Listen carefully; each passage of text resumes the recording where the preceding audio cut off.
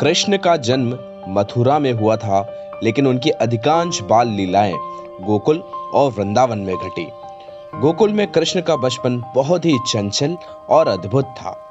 वह सभी के प्यारे थे और उनकी शैतानियां सबको हंसाने वाली होती थी।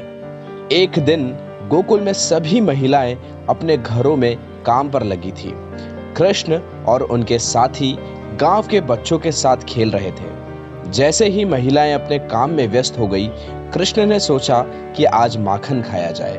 कृष्ण को माखन का बहुत शौक था। गोकुल में हर घर में माखन बर्तन में रखा जाता था। वह अपनी माँ यशोदा से हमेशा माखन चुराते रहते थे। कृष्ण ने सोचा कि आज वह सबके घरों से माखन चुराएंगे। उन्होंने अपने दोस्तों को बुलाया और योजना बनाई। उन्होंने सोचा कि माखन चुराने के लिए सबसे पहले एक बड़ी टोकरी की जरूरत है। कृष्ण और उनके दोस्तों ने मिलकर एक बड़ी टोकरी बनाई और उसे दीवार पर रखा। फिर उन्होंने उस टोकरी के ऊपर चढ़कर माखन के बर्तन तक पहुंचने की योजना बनाई। जैसे ही कृष्ण टोकरी तक पहुंचे, वह अपनी छोटी छोटी उंगलियों से माखन के बर्तन में माखन निकालने लगे।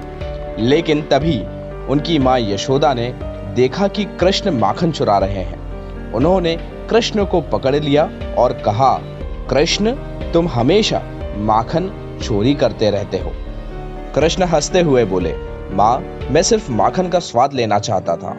यशोदा ने कृष्ण को डांटा और कहा कि माखन चोरी करना गलत है, लेकिन कृष्ण की मासूमियत और चंचलता ने यशोदा का दिल पिघला दिया।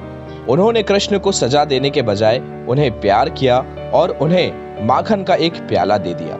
कृष्ण ने माखन का स्वाद चखा और सभी बच्चों के साथ मिलकर उसका आनंद लिया।